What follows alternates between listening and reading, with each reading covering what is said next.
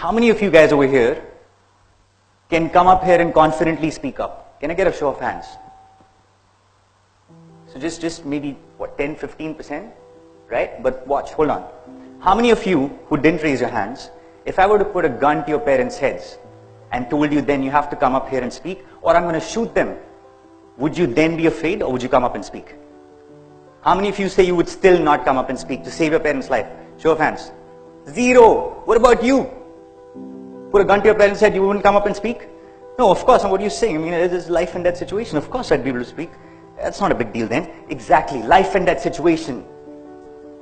Your career is on the line. That's life, isn't it? What are you going to do?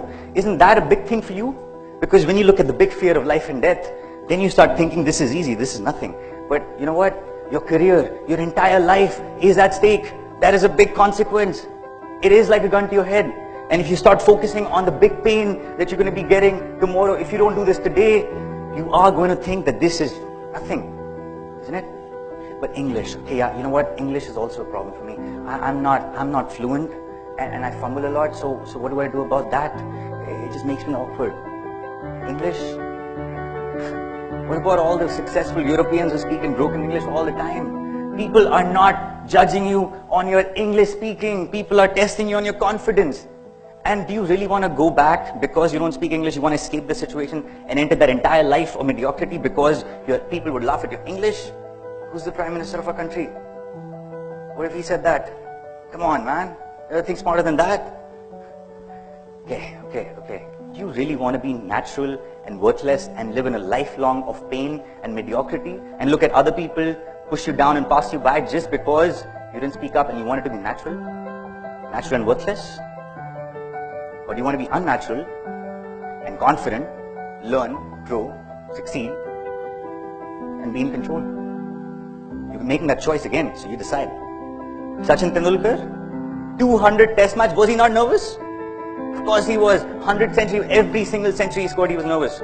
Every time he wanted to get off the mark, he was nervous. And we're talking about Sachin Tendulkar, 200 test match, 20 years of career, and he was still nervous. I am not saying that you're not going to be nervous.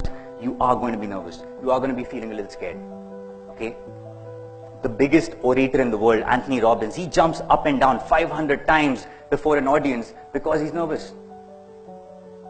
So you are going to be a little scared, your heartbeat is going to be a little crazy, but that's how you use it. You want that energy, okay? So you want to breathe, just like that. You want to come out and you want to move around. You want to use your gestures. You want to speak loud. You don't want to just be stiff and stand like this. You're going to get even more. You want to use that energy inside of you. And you want to start thinking in your head and you want to start looking at people and smiling at people. That's how the eyes become comfortable to look at. So you want to use that energy. And every single time you get more nervous,